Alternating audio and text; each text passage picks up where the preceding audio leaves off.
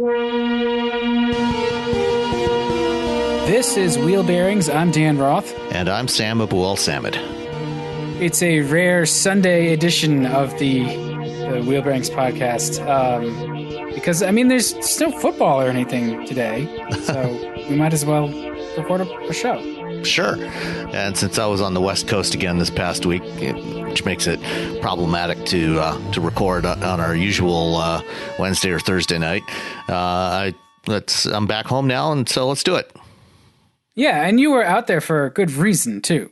That's right. I went out there to attend the Mazda North America Tech Forum and get a first look at the SkyActiv-X engine, and we'll talk more about that after we talk about what we're driving. All right, well, so let's just roll into it right now. You had one of my very favorite cars. Yeah.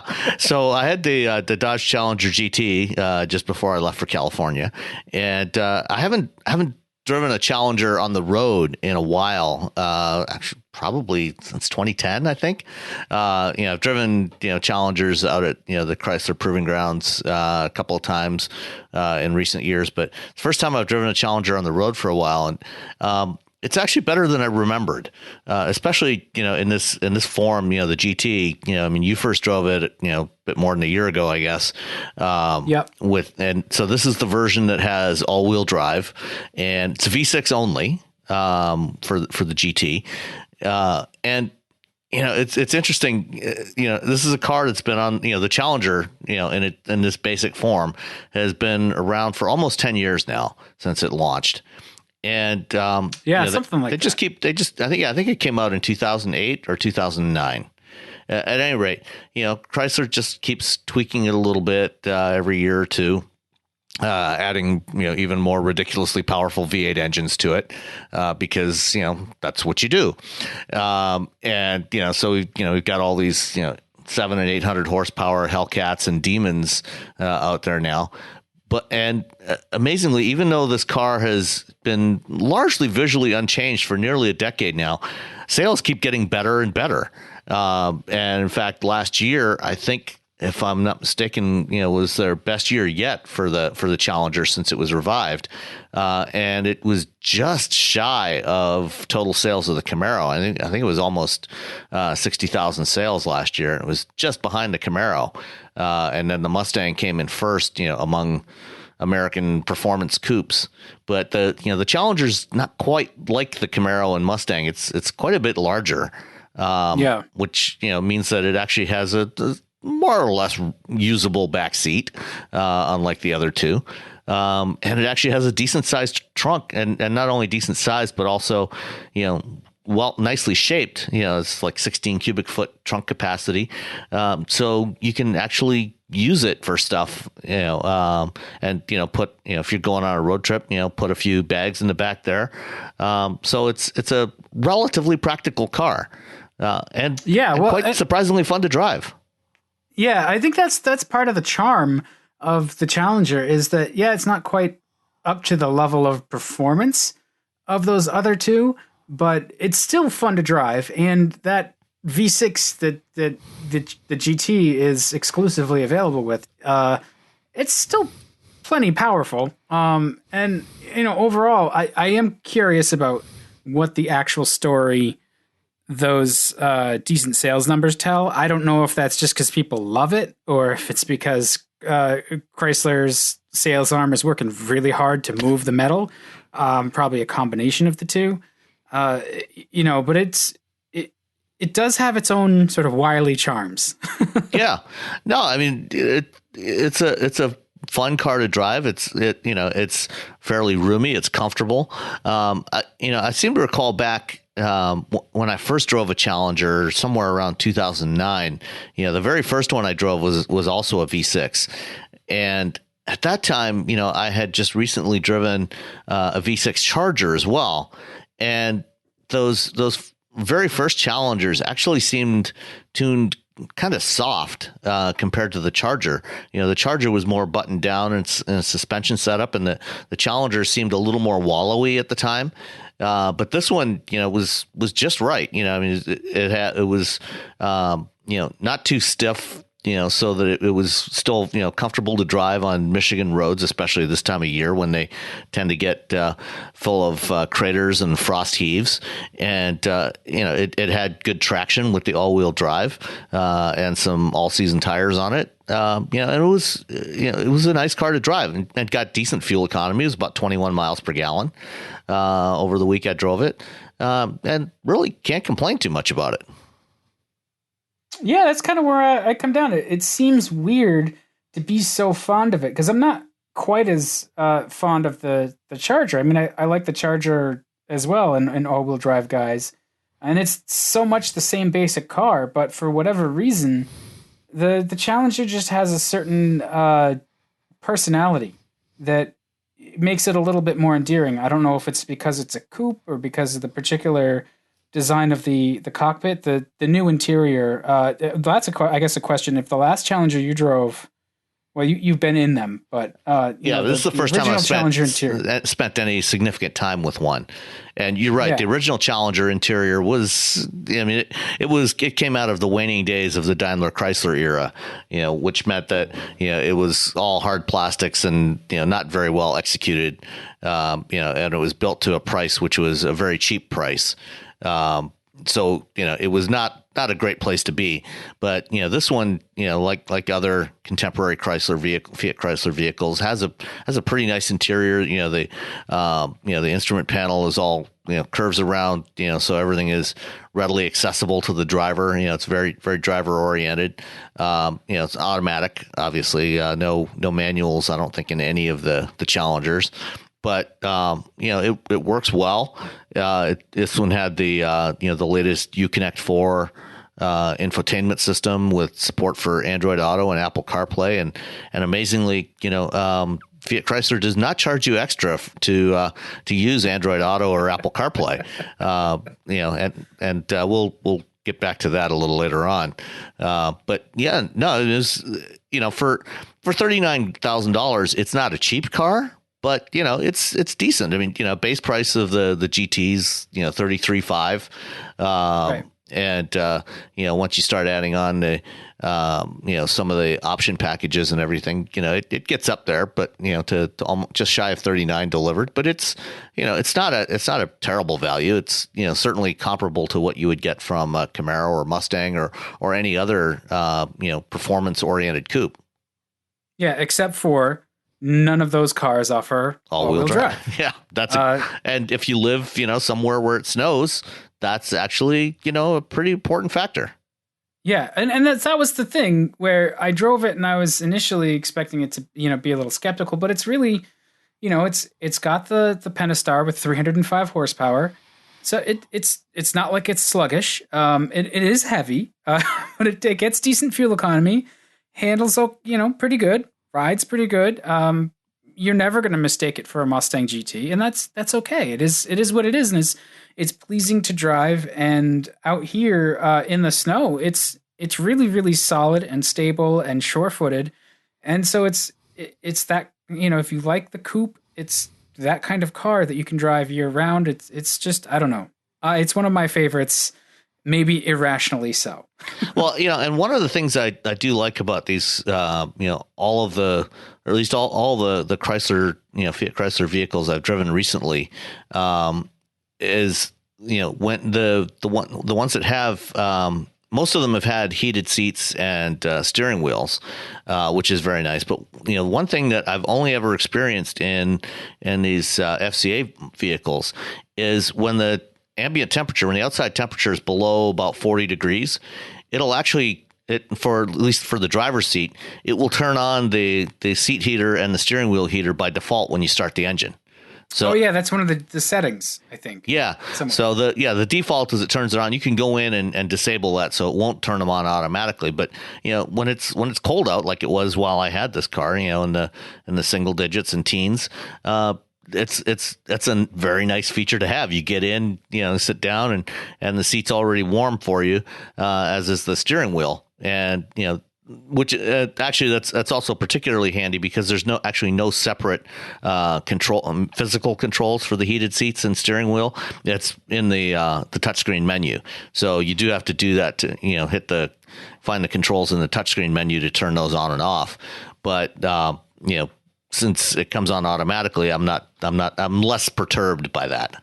Yeah, but they get a demerit for that. That's one thing I've complained about with that, and that's not just the Challenger. I think that's pretty much every recent FCA vehicle that's been upgraded to the larger screen in this particular Uconnect system. I know the Grand Cherokee is the same way, and I think the Ram is the same way. And they're all even the Compass I had the other week has that feature. Yeah, so it's at least as consistent across the models, but I still don't like it. I'd rather have switches. Yeah. Yeah, I mean, I'm good. I don't feel so alone. Yeah, but the seats are comfortable. At least the front seats are comfortable and supportive, and they're upholstered in a nice leather. So it feels good, and it doesn't feel cheap. It feels relatively premium. At least for its price point. So yeah, I mean, there's not really much I'd complain about with this car. Yeah. See, so we are good. Good. I'm glad. So you were right for a change. Shh! Don't let that get out. What about you? What'd you have? Yeah, I had the Hyundai Sonata Sport, which is I was surprised that they have a sport model because I have to admit I don't really sort of hang on the edge of my seat for updates on Sonata models, but it's a pretty good car. It's a good combination of practicality and decent size. It doesn't really drive in any particularly sporty fashion, but it's basically like an SEL that they gave a couple of different features and a little bit more aggressive appearance. But yeah, I mean, does this one have the 2-liter turbo, or is it still the 2.4? No, it's the 2.4, which I actually prefer in this car. The 2-liter turbo is roughly about the same. It's got the 1.6-liter turbo now. I think looking across the Sonata range, you've got the Eco has the 1.6. I'm not seeing a 2-liter turbo on any of their other. I think offerings. It's in the limited. Might only be in the limited model. Oh, it's the Sport 2.0T. Yeah, and okay, I see that. Yeah, I was thinking of the 1.6 when I was saying I prefer the 2.4. So the Eco engine is that 1.6 turbo it's also in the Tucson, and it's a very good engine, but I just like the sort of honest simplicity and the linearity of the 2.4 liter naturally aspirated engine. And I think honestly in practice, you're not going to see a ton of difference fuel economy wise. I know that's really not borne out by the numbers. The EPA numbers they've managed to hit are better with the smaller turbocharged engine, but yeah, I don't know. I think with the proliferation of turbocharged engines, me as the contrarian, I go, oh, you know what? These naturally aspirated ones are pretty darn good too. Well, and that's something we'll get into with the next topic we get into with Mazda. But you're not alone in that belief, and it certainly depends a lot on how you drive it. But normally aspirated engines can give you some significant advantages in real world driving in terms of fuel efficiency. Yes, I believe it. I'm glad to see that Mazda listens to me as well. But the Sport, the Sonata, I keep wanting to say Elantra, and that's not right. The Sonata Sport is, it looks good. It has a mesh grille instead of the normal slats, and it's basically like the turbocharged version of the Sport in appearance, without the turbocharged engine or the couple $1,000 higher price. It has nice leather and Alcantara or cloth. I think it's cloth seats. It's got the D-shaped steering wheel, which I have to be honest about that. I don't really like the D-shaped steering wheel in anything other than an actual race car where it has to be that way to make room for your legs.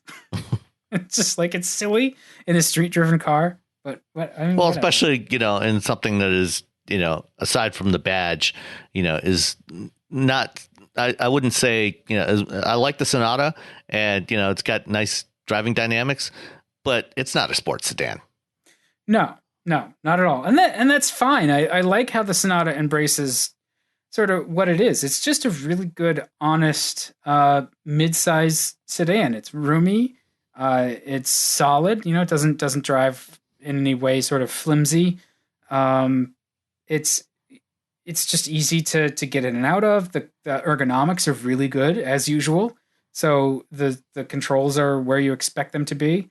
You know, and the Sport is really well priced. It's like 25 to start. And right now, on Hyundai's website, they're very sneakily advertising the net price.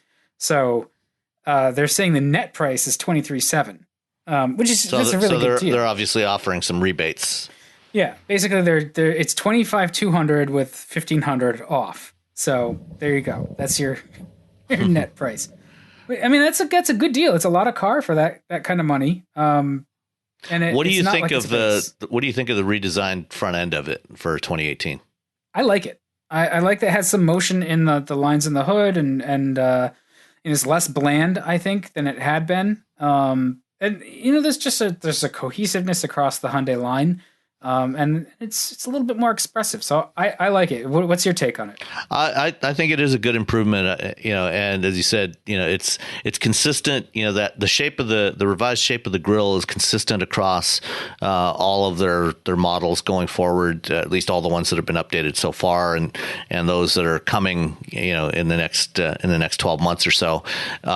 And I think it does have a little more character than the last generation of Hyundai models that started arriving around 2013 or so, 2014. You know, so it's got a little more character than it did, and I think that's a good thing. Yeah, especially given, you know, how hard it is to convince Americans right now to buy cars at all versus buying SUVs. Well, and that's too bad because they're really, you know, missing out. I mean, you look at this and you go, okay, you know that for around $24,000, you could walk in and drive out in one of these. It's got a decently sized and shaped trunk. This one in this, you know, particular trim has a nice sunroof. It's comfortable. It has heated seats. It's got a pretty easy to use infotainment system.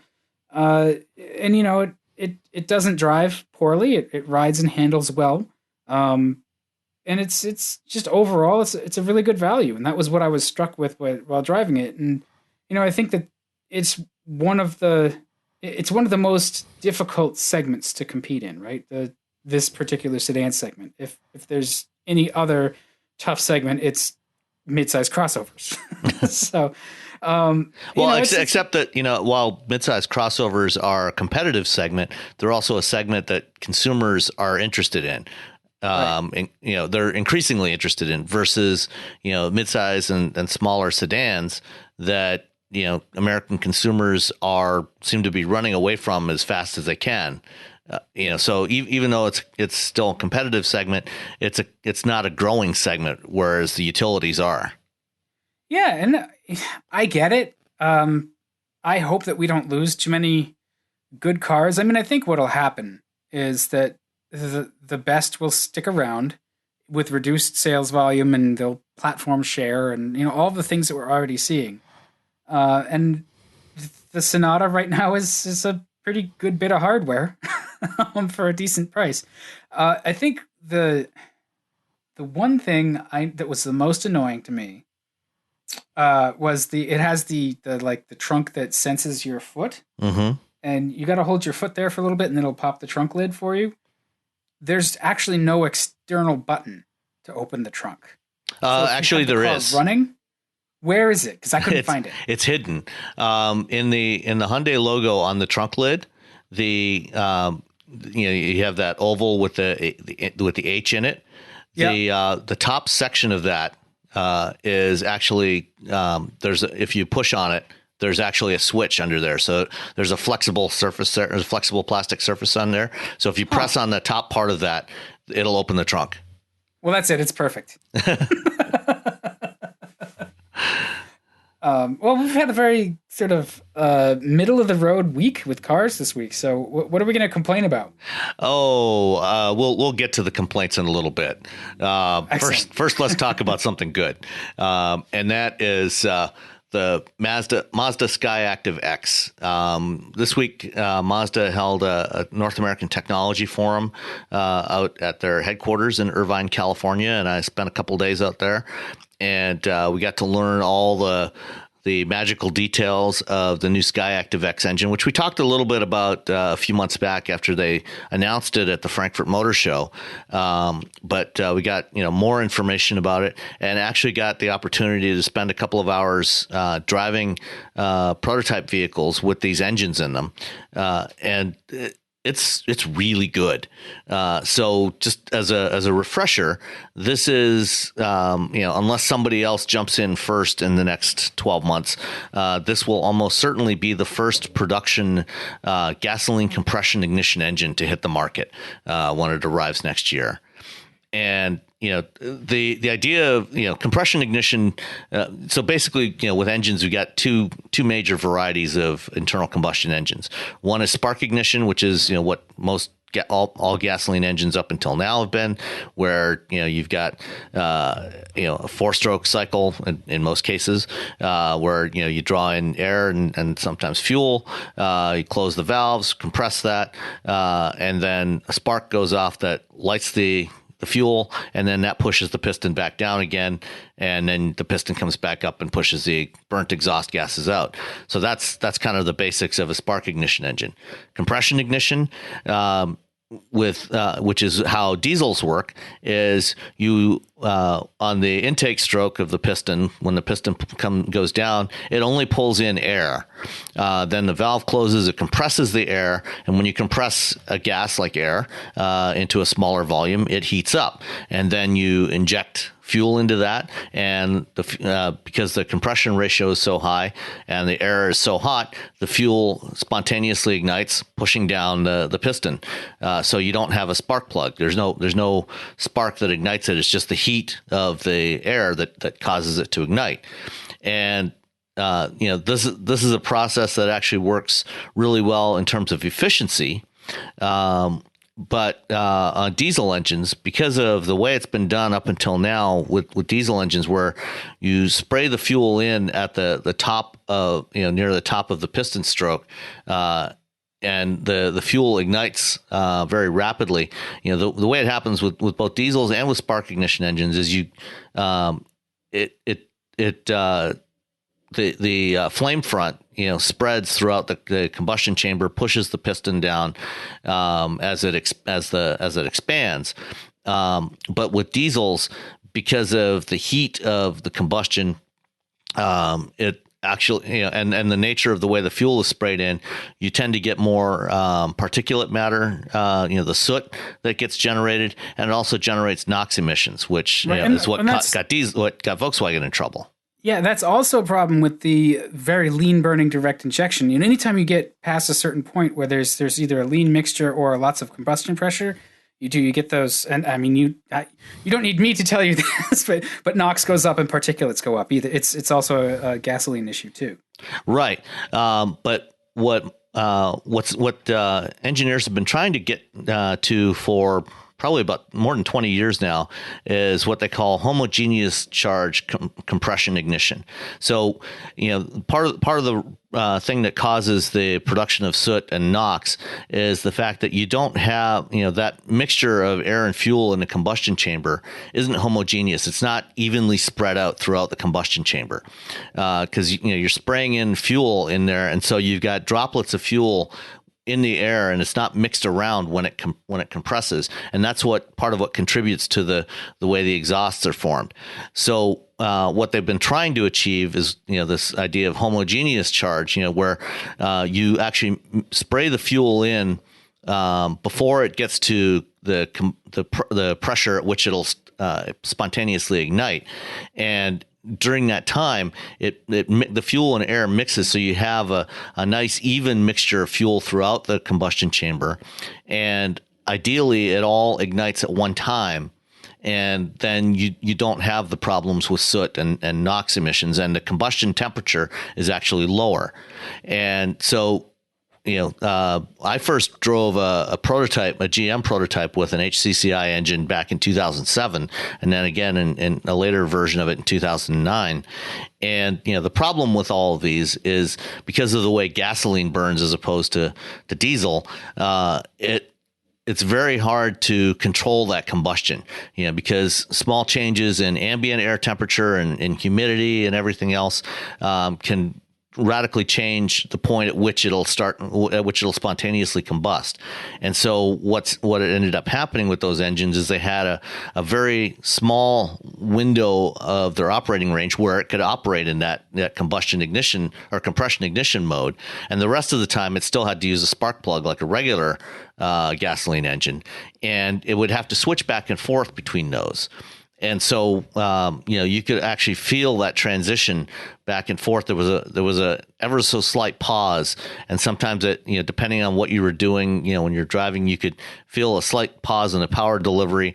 And so nobody was ever satisfied with the way with the level of refinement of these engines, which is why they've never come to market.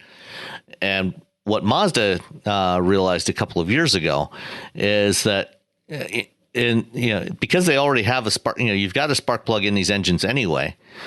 What if they, reduce the pressure just a little bit, or reduce the compression ratio just a little bit, and then they could use the spark plug to actually trigger the sequence of events, and then you can actually control it much better, and you can do the compression ignition across a much broader range of the engine's operating time.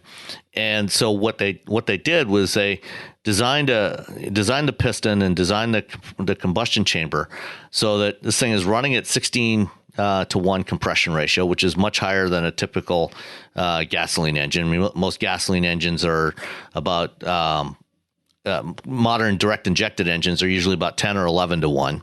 Mazda's SkyActiv direct injected engines are 12 to 1 or 13 to 1. And what they're doing is they spray the fuel in, and they have a really lean mixture of fuel.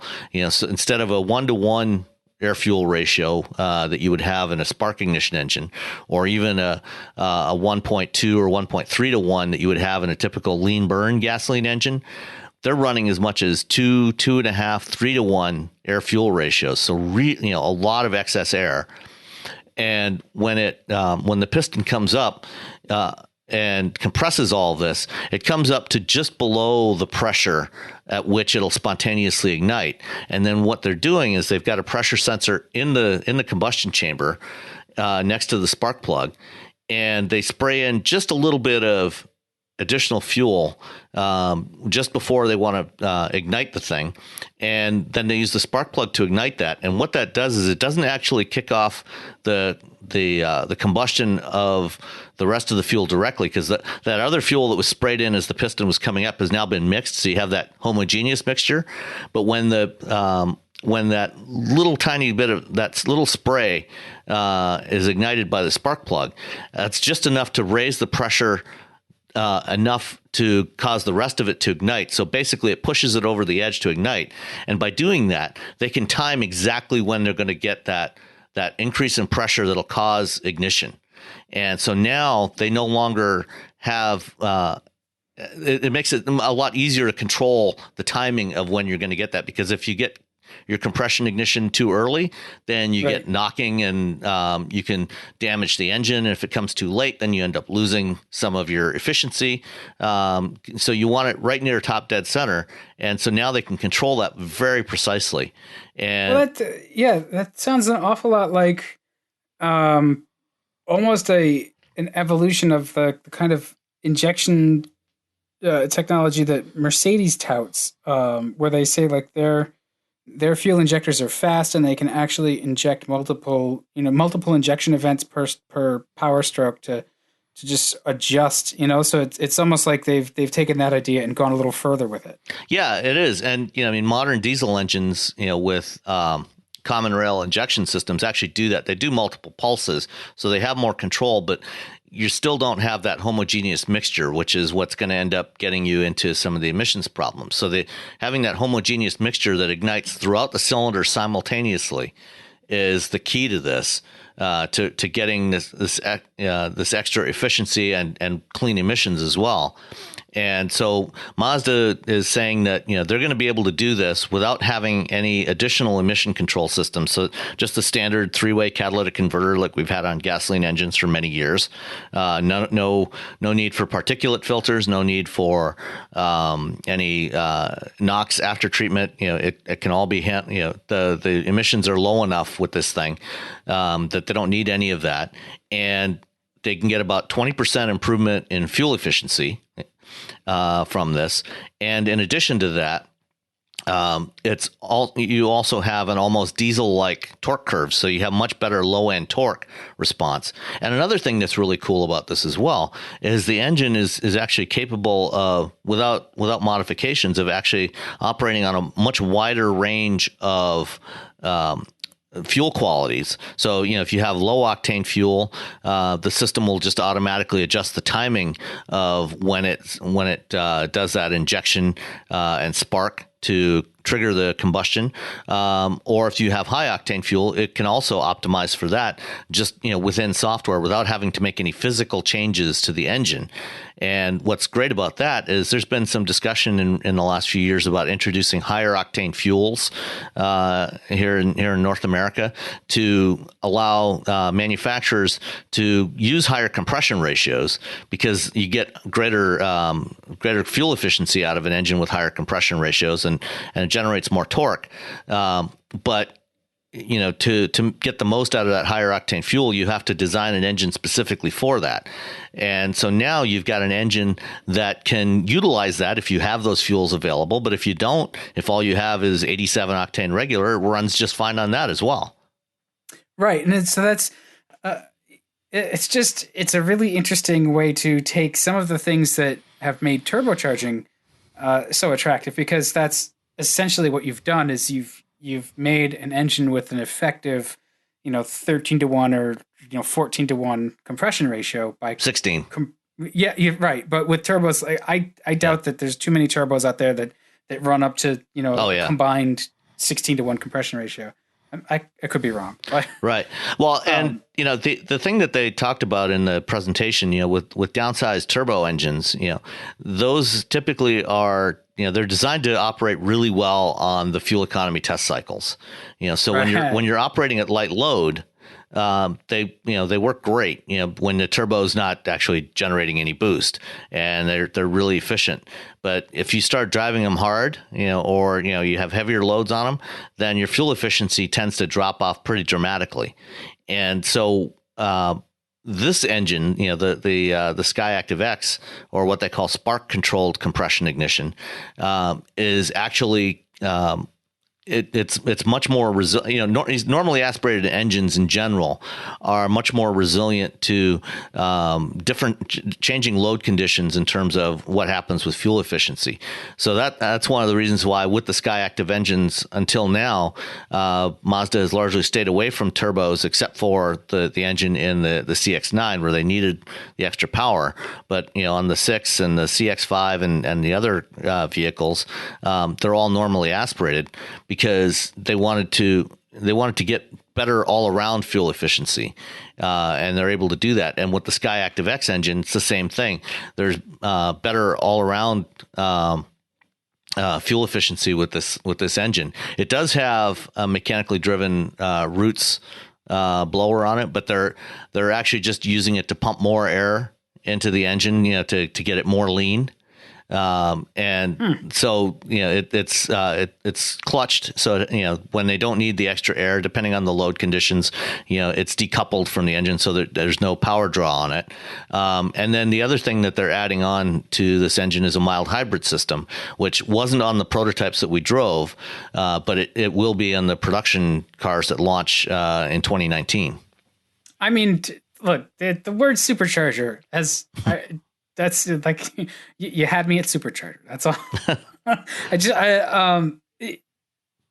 What I love about Mazda is that they have taken, since the initial SkyActiv introduction back in like 2012, I think, or 2011.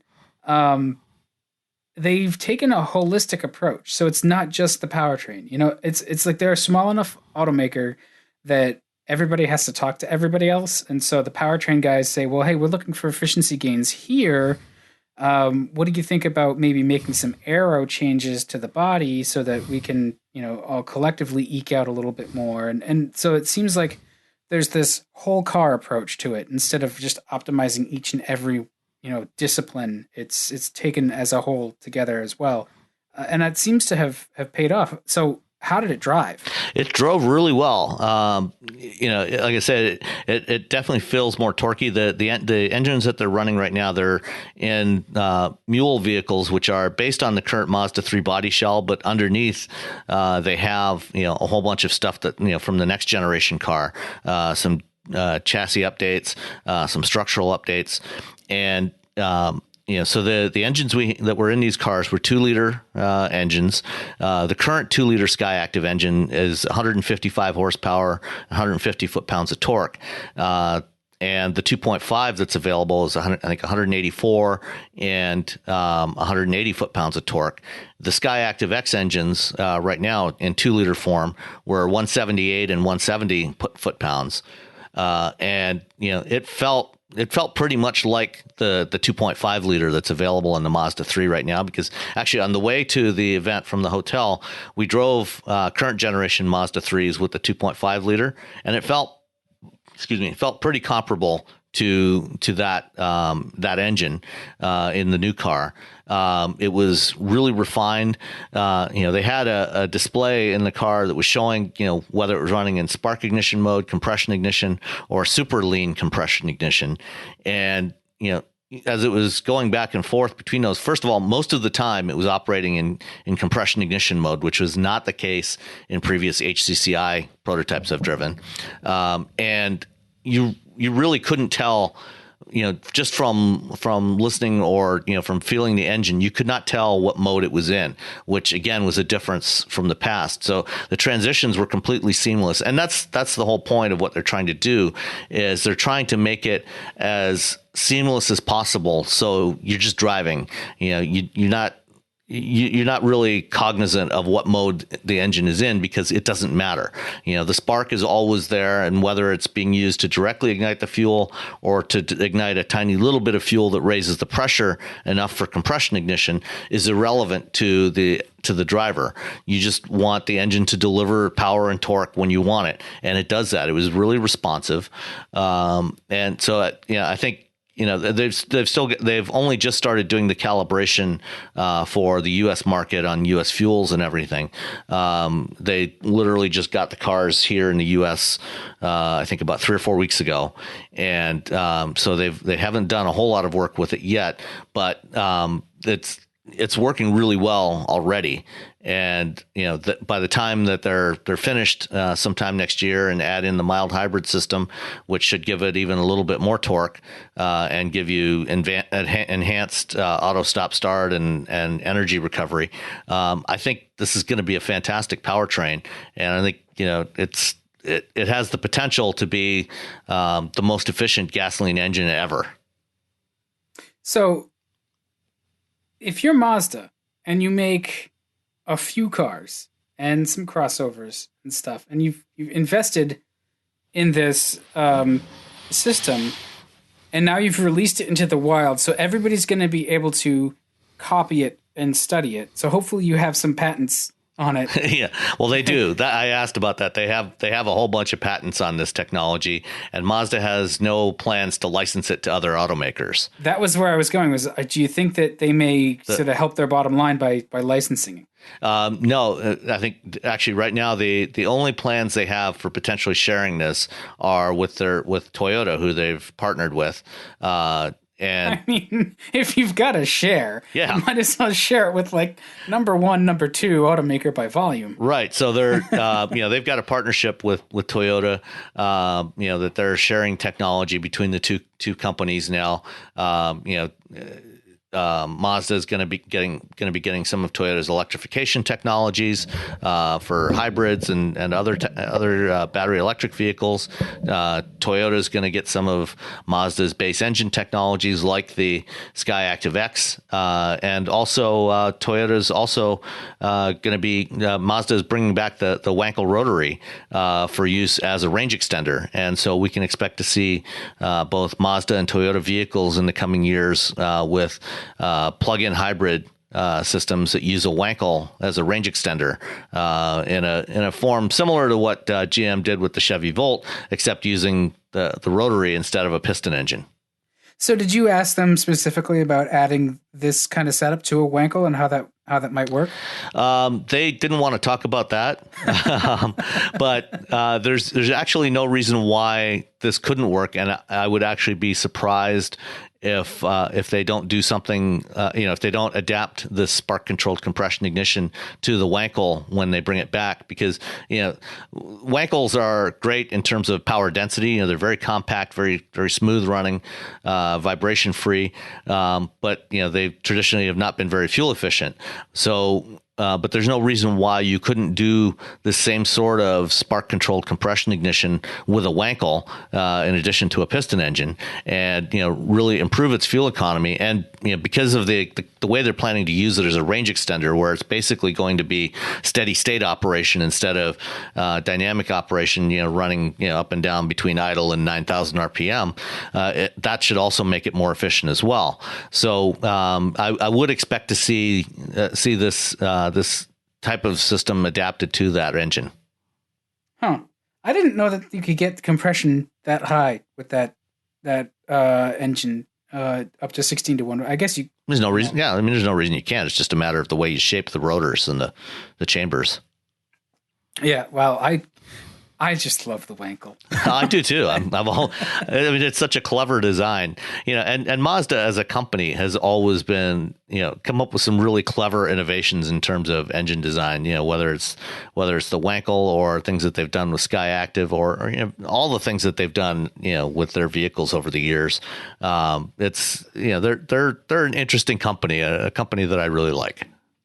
So one of the things that I listened to this week during my commute was Autoline, where he had on the Wards folks talking about their 10 best engines.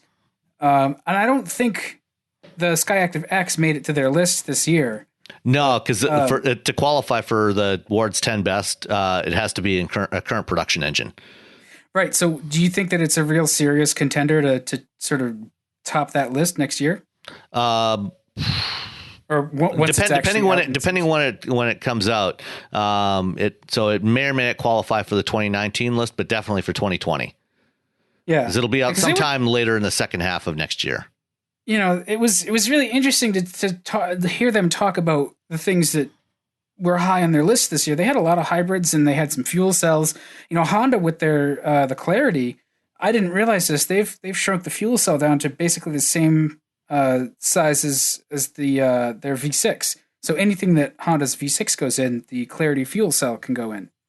That's impressive. I think it's actually even the fuel cell stack itself is actually quite a bit smaller than that. I think if you combine the stack and the power electronics and the motor all together, then yeah, it's probably in that neighborhood. But the stack itself is actually quite a bit smaller. Yeah. So that just astounded me. I was like, whoa. That kind of changes everything. So seeing where that innovative technology and other sort of technologies, or other sort of techniques and ways of making electricity or horsepower or whatever, and then we see the Mazda coming sort of roaring back with a really refined internal combustion engine. So. Well, yeah, no, I would absolutely expect to see the SkyActiv-X certainly in the 2020 10 best list, and possibly next year, like I say, depending on when it actually is available. All right.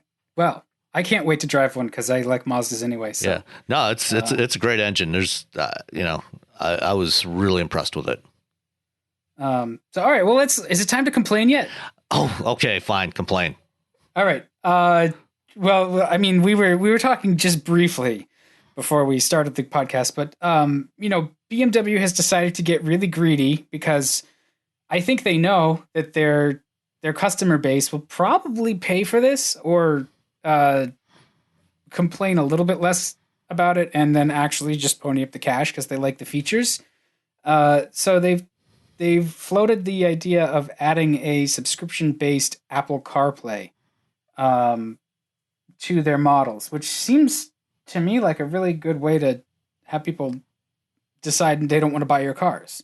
Well, except that this is BMW, so a lot of the BMW customer base will buy them anyway. They just might opt not to get CarPlay, which is really ridiculous because CarPlay and Android Auto, all they are, both of them function very much the same way. They're basically driver layers that they're an app. Like a thin client that gets embedded into the infotainment system that translates between the vehicle controls and sends that, translates the vehicle, whatever the vehicle control system is, whether it's a touch screen or a control knob or buttons on the steering wheel, and translates that into a common set of control interfaces that get sent to your phone. And that's used to control apps that are running on your phone, and then that gets projected back to the screen in the car. So there is nothing in here that would ever justify a subscription cost for it. And in fact, the cost of adding CarPlay and Android Auto functionality to a vehicle is, probably less than $20, $30 tops. I mean, they have to license the logos. No, actually they don't. Oh, look at that. Apple has actually come out and said, no, we don't require manufacturers to pay any license fees to use this. So there is a little bit of hardware associated with providing the interfaces, and that's what the cost is. And then whatever the initial development cost of the software that gets put into the infotainment system. And then after that, there's no ongoing fees associated with this. It doesn't cost the manufacturer a dime once they sell you the car. And most manufacturers, are putting this stuff in their cars for free, or it may not be like in the lowest end audio systems, in the most entry level audio systems, but in anything beyond that, it's typically included for free. Even in premium vehicles. Our Honda Civic, it didn't cost us anything extra to get Android Auto or CarPlay support in there, and BMW is the first manufacturer to explicitly charge extra for CarPlay support. And, when they launched CarPlay in some of their vehicles in 2017, and they bundled it with a wireless phone charger, and they were charging $300 for that as an option price.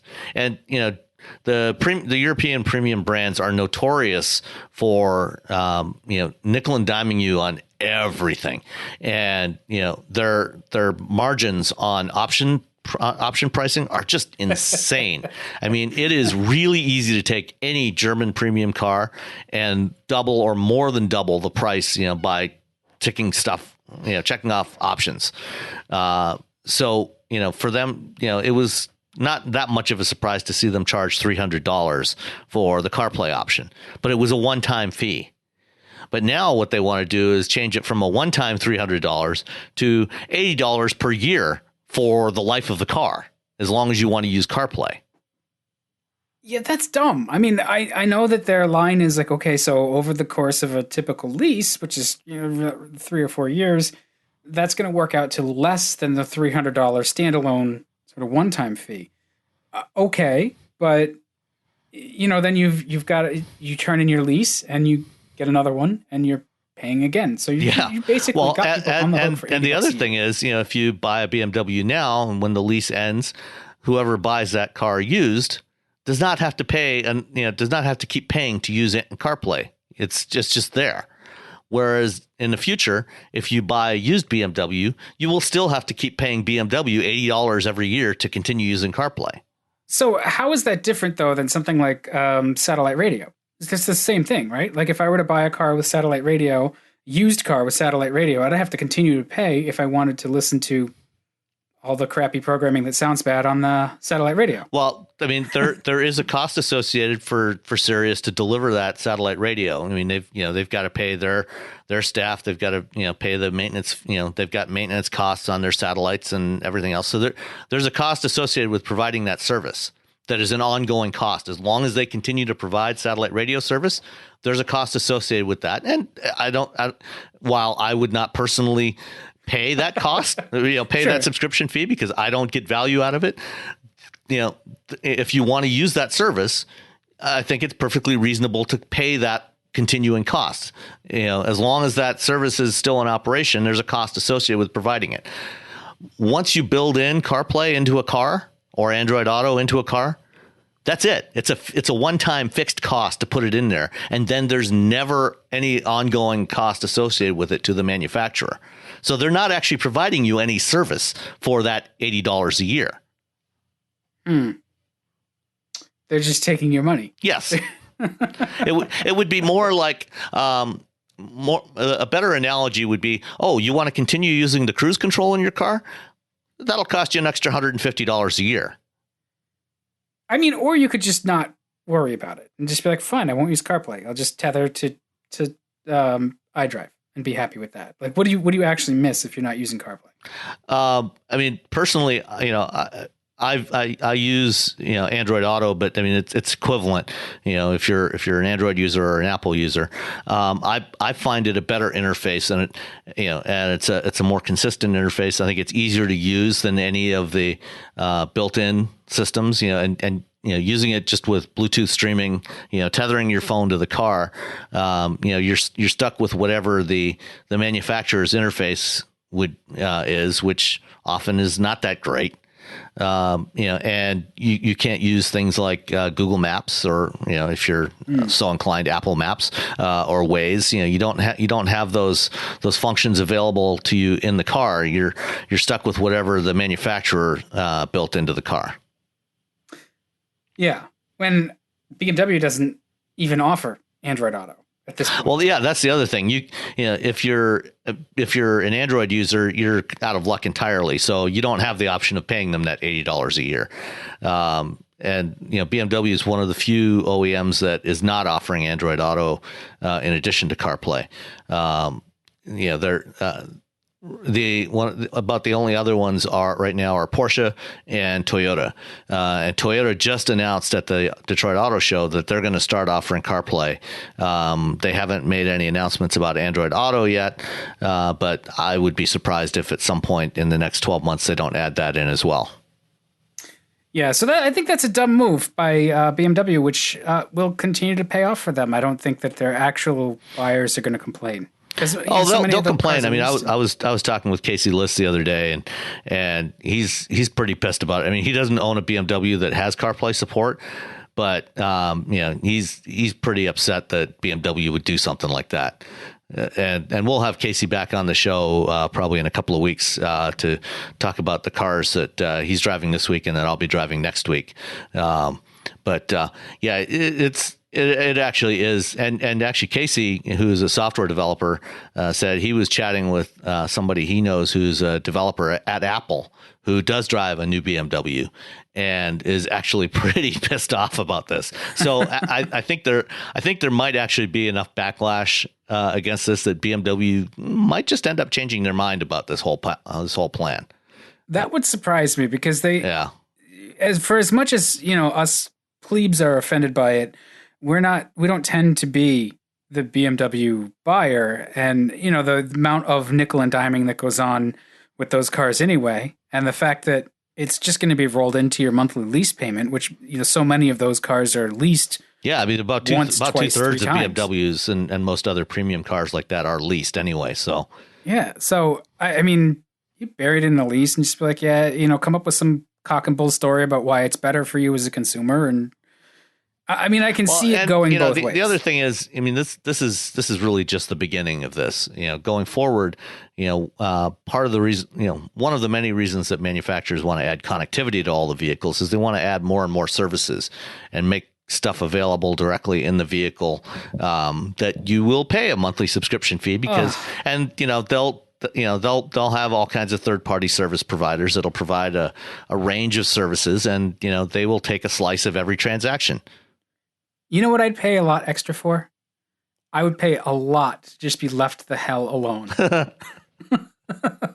Seriously, like BMW, Can you order a BMW with just a blank panel in place of the audio system? You used to be able to.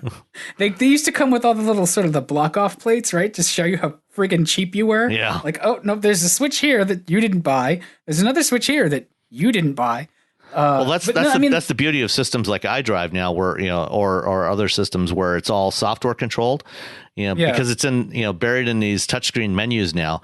You don't have to see those block off plates to that tell you all the stuff that you didn't buy. You just don't get that functionality. Yeah, the problem is it's a better user experience. Right. But the exciting thing for me with my first, $500 European car was going to the junkyard and getting all the switches to fill all of the spots and then adding all the stuff. Apparently that's a bygone era. They're even going to add Alexa to BMWs in the next couple of years, which is going to be, my experience with Alexa in cars is like, what, why? I think it's available now. Is it? Yeah, I believe so. Gross. Or if it's not, it will be soon. But what they're doing is their approach is similar to what Hyundai and some other manufacturers are doing, where essentially they've added support for Alexa skills to the cars, which means that you can use your Echo at home to trigger commands. Like if you want to remote start your car on a cold morning, or preheated, or things like that, or find out how much gas you've got. You can do that through your Echo. And it's just sending the commands, through their telematics system to get that information, but you don't actually have access to the Alexa commands while you're in the car. So this boggles my mind. Like, is this where we've gotten to as a society? We're collectively too damn lazy to go, because I'll do this. I don't drive the Jeep every day. So on occasion I will walk out in the morning and check the fuel level. And it's no big deal. It's not even like, it doesn't change my routine. Every time you go to get in the car, before you leave the driveway, that fuel level's right in front of you. So before you've gone anywhere, if you need to go and stop for gas. Right. And it doesn't even change my routine anyway, because I can't have Alexa take the dog out to empty his bladder. That's something I'm always going to have to do until he kicks off. And then, he'll probably be another pet. So either way, it just, I don't see the value in even that stuff. Like, I can remote start the car. Well, I have a fob that is enormous that comes with the vehicle, and it kills its battery, and it can also remote start the car. So yeah, I know it's a single task kind of device. I don't know. I just sound like a curmudgeon. Well, no, I agree with you. I actually have 2 Echo Dots that I have been gifted over the past year, and both of them are sitting here in my desk drawer because I have no use for them. I am not going to go out and spend $15 a pop on Philips Hue light bulbs, or any other connected Wi-Fi connected light bulbs, so that I can say, turn on the lights. I'll just get up and hit the light switch. Yeah, seriously, look, you and I both remember a time when you used to have to get up out of the chair to change the channel on the television. Oh, yeah. So, I can still tune in a UHF station, although none of them are actually broadcasting anymore on those frequencies. But still, I have the knowledge. Yeah. And, some of the other things that people use these devices for, like setting timers and alarms and things like that. I do that on my phone anyway. I mean, I can just, I can wake up my phone with a voice command and tell it to set a timer or set an alarm or do any number of other things. So I don't need yet another device in my house that's listening to me. Yeah. Well, so how many rods to a hogshead does the new BMW anyway? Okay. So we've complained. Let's continue to complain. Oh, yes. If you've actually, have you seen on Twitter today, okay, let me back up. We wanted to talk about Elon Musk and his flamethrowers because he's asinine about it, and it's just Elon being Elon. But also, was it Yuri Halevi on Twitter? I think it was Hoonable is his handle. he was like, "Oh, here are the parts to make one for about $100." Yeah. Which I thought was awesome. Bozy Tetrovic. Oh, Bozy. Okay, Yeah. either way, Tatarovic. We get all of the yeah, I mean, Eastern Europeans. If you've seen the post that that Elon put on Instagram, with his boring company flamethrower, it's like, first of all, why is he selling a damn flamethrower to regular people? Secondly, if you look at the video, all it is a big propane torch. And, I mean, why are you giving people a giant propane torch to walk around with? Because they will. Because people are stupid, and they, for whatever reason, they think that Elon Musk is a font of knowledge. And he's a smart guy, but like they hold him up as like, they did the same thing to Steve Jobs. He's like, oh, well, he just knows everything, and everything he says is absolutely right and perfect. Yeah, but there's a huge difference between Steve Jobs and Elon Musk. Jobs had some self-control, and he would come up, he would have all kinds of ideas, and the stupid ones we would never hear about. He could recognize most of the bad ideas. I mean, there was iPod socks, but most of the really bad ideas, he could recognize and say, okay, we're not going to do that. And the world would never hear about it. Elon just throws everything out there. And, also as a business person, as a manager, the difference between Elon and Steve Jobs is that, Steve Jobs knew what he was good at. He knew he was good at product and design and coming up with things that were, really great products, for the most part, that people would actually want. And then he knew enough to know that he was not the right person to actually, oversee the day-to-day operations of, actually creating these products and bringing them to market. So that's why he hired people like Tim Cook. He hired, the right people to handle all of that stuff that he didn't want to do. Elon, on the other hand, thinks he can do it all, but he can't. And so that's why you have disasters like, Tesla's production system. And, he needs to focus on just, figuring out what are the right products and, do some self-editing, because this flamethrower thing, that's just asinine. So he's being a jackass. He wants people to buy his $500 flamethrower as a way to get them to sort of send him monies for his boring company, for the tunnel company. I guess, I don't know what his idea is with the tunnels. He wants to build tunnels under Los Angeles and, and every other city, so that you can get from one place to another without traffic. What are we, the friggin' mole people? Like, let's build tunnels across the San Andreas Fault. Like, sure, okay, why not? What could possibly go wrong? At least between his office at SpaceX and his house in Brentwood. Well, that's the only one that really matters, right? If it's a personal tunnel, fine, whatever. We've seen that before. I don't know.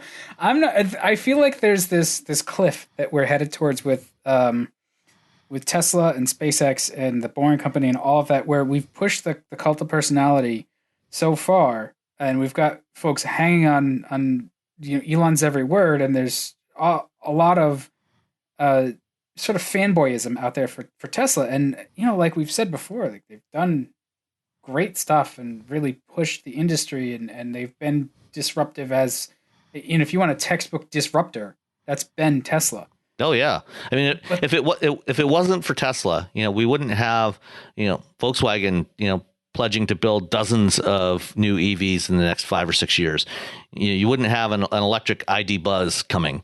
You wouldn't have GM promising 20 EVs, by 2023. You wouldn't have Mercedes-Benz, doing all these electric vehicles, or all these other companies.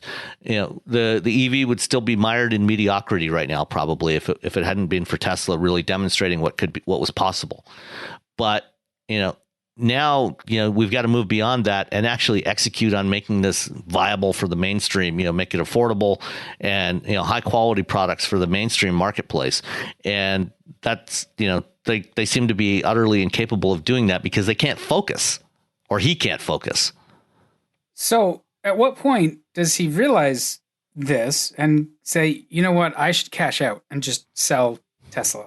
Well, apparently it won't be in the next 10 years because the Tesla board of directors just voted to a new compensation package for Elon that is based on the company's market cap. So for the next 10 years, he gets no salary. All he gets is stock options that are based on the company hitting targets for market value that rise from the current $50 billion to $650 billion over the next 10 years. Yeah, where's that going to come from? Right now, we've got an economy that is actively having holes punched in it. Where yes, the stock market's booming along, but give it a couple of years. I don't know that that's going to be the case, and the stock market is not the economy. Who's going to buy these things? And the other interesting chatter I have picked up on is more people are recognizing now that, like, hey, wait a second. With driverless cars, where do the cars go when there's no people in them? What do they do? and that's they go a realization congregate and plot against us. Right. Well, but that's a realization that's starting to set in. Is like, oh, we haven't really solved any problems. Well, this is one of the. It's actually a conversation that's been going on quite a bit lately, and this is it's one of the reasons why I think you won't actually be buying driverless cars. Because we can't just replace all the existing vehicles with driverless cars or autonomous cars. We actually have to coordinate. If we're going to actually gain any benefits from these things, we have to reduce the number of vehicles that we use and use them more effectively so that the cars are, working, they're doing stuff all the time, which is exactly what, a number of manufacturers are trying to do right now. It's what Ford talked about at CES, Toyota talked about it, GM's working on this, a bunch of companies are all working on this, is figuring out, how do we keep these things, so use fewer of these vehicles and have them doing more work, so that they don't have to go sit around except for when they're charging. You go park them, at some dealership that's not selling cars to charge them and get them serviced. But, the rest of the time they're not just sitting around because otherwise, like you said, you haven't actually solved any real problems. Yeah. And there's so much of that kind of problem solving that's not actual problem solving now, that with apps that just sort of turn into like the do it for me instead of actually trying to actively solve a real problem globally. There's enough stuff that, instead of trying to remake bodegas, maybe you could turn your app energy toward trying to really make a difference in places. I'm going to start sounding too much like a social justice warrior, so I'll just back off. But yeah, I don't know where that sort of that Tesla goal of like $600 billion, like I don't think that's actually achievable. I don't think so either. And in fact, if Tesla doesn't get their act together on delivering Model 3s this year in high volumes and more importantly high quality, then they're not going to last that long because they're going to run out of cash. Yeah, what's their burn rate? They're burning like $1 million a day or something. Yeah, it's about $1 billion a quarter, between $1 and $1.5 billion a quarter, and they just keep going back to the markets, for more money, and people are giving it to them. But I don't know how long they're going to be willing to keep doing that. Their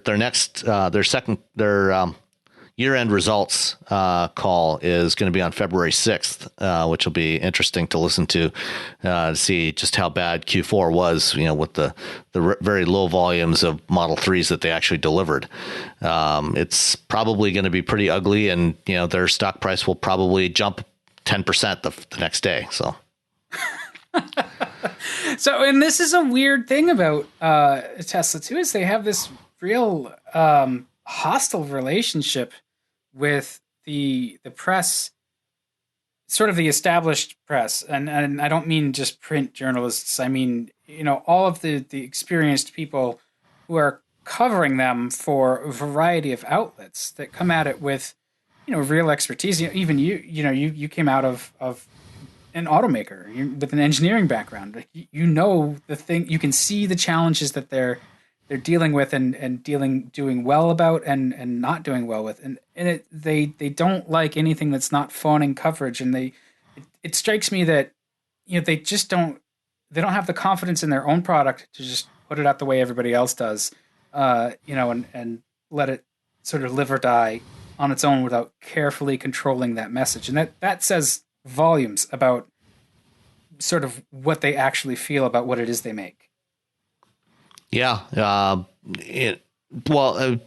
of it is because, the products that they've made, while there's a lot to appreciate about those products, none of them have actually been even remotely profitable. And the only way that the company can sustain itself is by getting, by drumming up all this hype and getting people to still be excited about the company and keep feeding more money into the company by buying more shares, or loaning them money, by buying bonds, in order so they have enough cash to keep the lights on. Because it's funny that there was a recent article that I saw, and I'll find it and link to it in the show notes. But they back in 2011 or 2012, Elon Musk announced that I think it was 2011 after their initial public offering. He said, we've got enough cash now, and we'll have enough cash flow from building cars that we'll never have to go back to the capital markets to get more money. We can sustain ourselves. Since he made that announcement, they have raised $11 billion additional dollars. They've taken an extra $11 billion from the capital and debt markets just to keep the company going. Yeah. You know what? We need to do an IPO for our podcast. or Bitcoin. We should come up with like an initial coin offering. Yeah. Yeah. Yeah, because that seems like where all the stupid money's going. So we should get some stupid money and cash out. Yeah. All right. All right. I think that's enough whining and complaining for this week. Yeah. I don't have any sort of feedback from anybody about questions or anything. Did you have anything that came to you directly? Nothing that I saw, but I didn't ask for any either. So I suggest we just cut it short there for this week. Sweet. We're perfect. All right. We'll be back a little later on this week. Next week, we will try to be back with a special guest that many of you have been asking for some time. And no, it's not Chris Shunk. Hey, I saw Chris Shunk actually liked something I posted on LinkedIn. So he's out there. He's watching, but the Shunk is always there. But he's unfortunately, in his current job role, he's just not allowed to participate in any nonsense like this podcast. Well, I wish him the best, as I'm sure everybody else does. And when he can talk, I'm sure he will. He will. He definitely will. But we will have somebody who does like to talk next week, if we can get all our ducks in a row. Excellent. Well, until then, thanks for listening. All right, bye.